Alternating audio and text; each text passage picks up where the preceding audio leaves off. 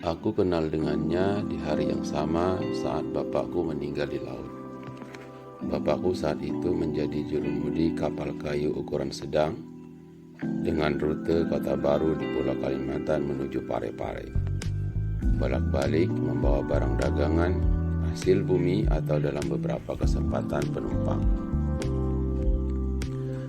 Usiaku saat itu 9 tahun. Aku sudah sering ikut bapak pergi melaut. Mulai sejak ia hanya nelayan biasa hingga membawa kapal kayu itu. Pekerjaanku adalah semua yang bisa aku kerjakan. Mulai dari menyikat kapal, memasang layar, kuli angkut, apapun yang bisa aku kerjakan. Aku lebih suka berada di atas kapal daripada di daratan. Jadi aku tidak keberatan dengan semua pekerjaan itu.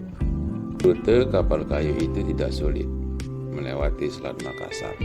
Hanya perjalanan sehari semalam, tidak pernah lebih dari 2 hari.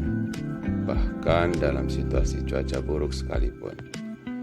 Bapak hafal di luar kepala rute itu.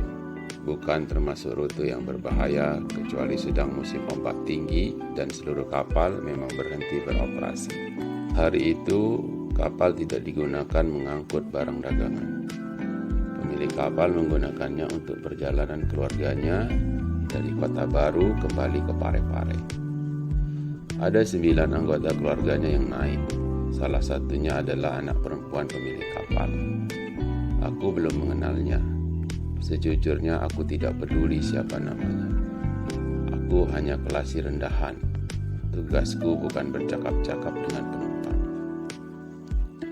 Kami berangkat dari Kota Baru siang pukul 2. Cuaca cerah, ombak tenang.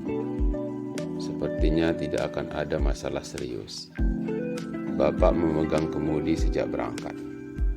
Sempat digantikan oleh kelasi lain malam harinya agar bisa beristirahat.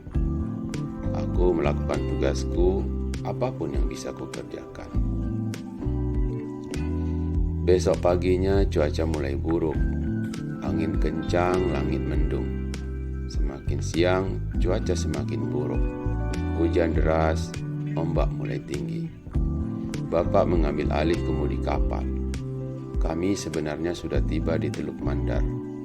Hanya beberapa jam lagi Parepare ketika badai besar tiba. Ombak setinggi 3 meter menghantam kapal. Berkali-kali Bapak berhasil meniti ujung ombak, berkali-kali kapal selamat. Tapi cuaca amat buruk. Seberapa terlatih Bapak membawa kapal, dia tidak akan menang melawan ombak-ombak sebesar itu.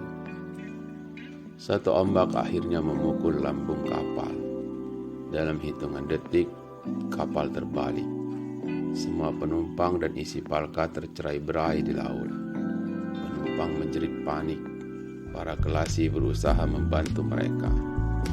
Aku takut sekali saat itu. Aku belum pernah menyaksikan laut begitu ganas. Aku sempat lompat meraih sebilah papan sebelum kapal terbalik.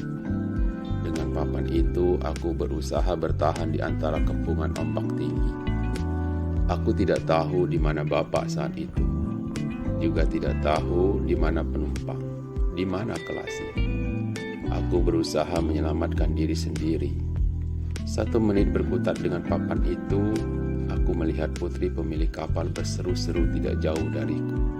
Tubuhnya timbul tenggelam, tangannya terjulur naik, meminta pertolongan siapapun. Aku tidak sempat berpikir, segera mendorong papan kayu yang kunaiki. Persis saat tubuhnya akan tenggelam, aku berhasil menarik bajunya. Dia masih sadar, meski perutnya meminum banyak air laut. Wajahnya pucat pasi, menangis, ketakutan menjadi satu. Dia memohon padaku agar tidak melepaskannya. Aku mengangguk, aku tidak akan melepaskannya. Kami senasib di atas papan kayu itu. Aku berusaha berenang menjauhi lokasi kejadian. Di sekitar kami berhamburan isi kapal dan itu berbahaya. Sebelum aku sempat menjauh, salah satu benda itu menghantam ke arah kami. Dahiku robek, membuat darah berceceran di laut. 6 jam lebih aku berjuang di tengah badai, terus berenang menjauh tidak tahu arah. Aku tidak melepaskan putri pemilik kapal walau sedetik. Satu tanganku memegang papan, satu lagi mencengkram pakaiannya. Hingga hujan reda, lautan kembali tenang, aku melihat di kejauhan ada pohon kelapa. Dengan sisa tenaga, berenang ke arah tersebut. Kami mendarat di sebuah pulau kecil tanpa penghuni yang banyak terdapat di sekitar Selat Makassar. 6 hari lamanya kami terjebak di sana. Aku tidak tahu di mana lokasi persis kami, jadi tidak bisa mengambil risiko memakai papan untuk berenang menuju pulau berpenghuni terdekat. Pulau itu kecil, panjangnya hanya 100 meter, lebar separuhnya. Ada banyak pohon kelapa, pohon bakau, pasirnya putih. 6 hari kami tidak bisa kemana-mana. Aku mulai mengenalnya dan dia mengenalku.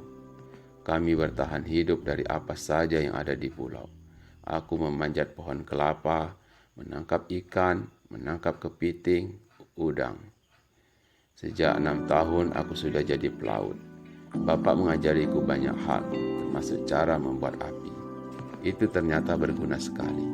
Di hari ke-6, saat kondisi kami mulai payah, putri pemilik kapal mulai sakit.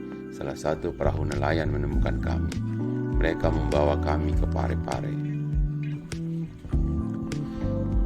Dari 8 kelasi, hanya 2 yang selamat. Aku salah satunya. Bapakku meninggal bersama kapal yang dia bawa. Dari 9 penumpang, ada 5 yang selamat, termasuk pemilik kapal dan putrinya. Setelah kejadian itu, aku berhenti menjadi pelaut. Aku merawat ibuku yang sakit. 6 bulan kemudian, ibuku meninggal. Barulah aku kembali bekerja menjadi kelasi di kapal apapun yang mau menampungku. Aku berkeliling ke banyak kota, berpindah-pindah ikut kapal. Usia 20, saat pengalamanku matang, aku kembali ke Pare-Pare. Pemilik kapal itu kebetulan membeli kapal pinisi besar. Aku melamar bekerja di sana menjadi kelasi. Pemilik kapal sama sekali tidak mengenaliku, tidak ingat, tapi putrinya yang berusia 20 tahun hanya butuh waktu 5 detik untuk mengenaliku. Malu-malu bertanya, memastikan. 4 tahun aku bekerja di keluarga mereka, hingga diangkat menjadi jurumudi. Saat itulah perasaan itu mulai tumbuh gurita. Kami tidak pernah bicara walau sepatah pun. Aku juga tidak berani menatapnya. Kalau berpapasan, dia menunduk dan aku juga menunduk. Tapi aku tahu, kami saling menyukai. 6 bulan lalu, aku tahu persis perasaannya kepadaku ketika dia mengirimkan sepucuk surat, menceritakan sesuatu yang membuat hatiku bagai diiris sembilu. Surat itu pendek saja. Dia bilang orang tuanya sedang membicarakan perjodohannya dengan seseorang dari kota Makassar. Ada kerabat jauh dari kakeknya di Goa yang sesuai janji akan datang meminang. Itu adalah perjodohan yang diatur sejak lama, tidak bisa dihindari. Gadis itu menutup suratnya dengan pertanyaan, "Apa yang harus aku lakukan, Abang Daambo?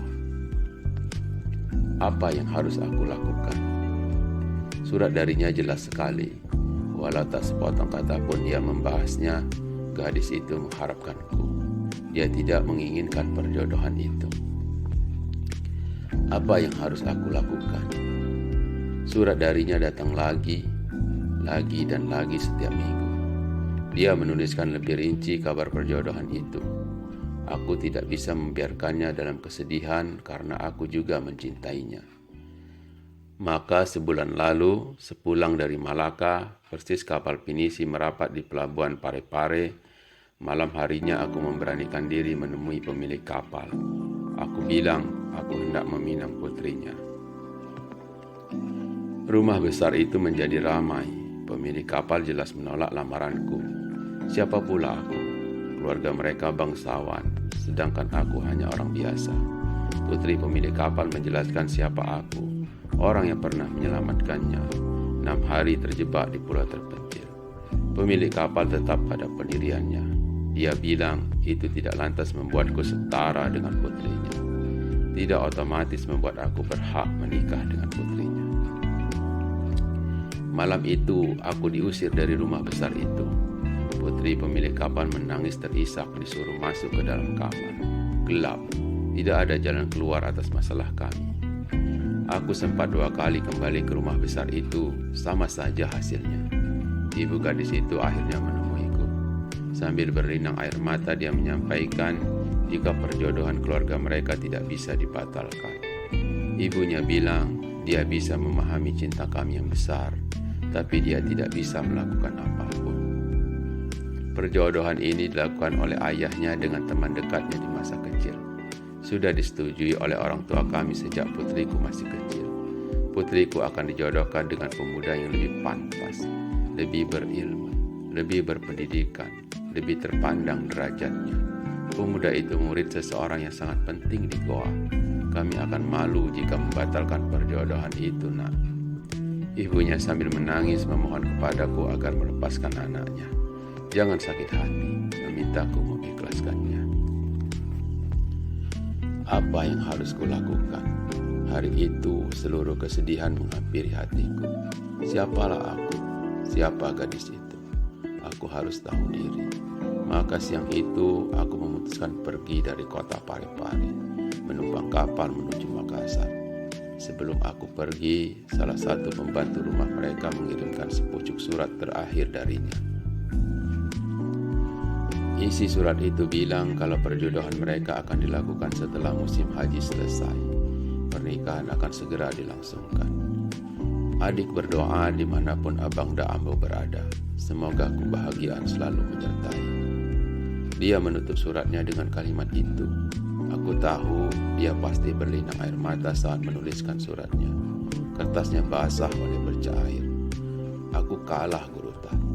Aku yang menyelamatkannya dari badai laut, dari 6 hari terjebak di pulau kecil, ternyata tidak berhasil menyelamatkannya dari perjodohan. Aku kalah. Aku berlari sejauh mungkin dari kota kelahiran kami. Tiba di Makassar saat kapal ini sedang berlabuh. Bertemu dengan Kapten Philips, dan sekarang inilah aku, seorang kelasi dapur. Inilah aku, Guruta, lari dari seluruh kisah cintaku.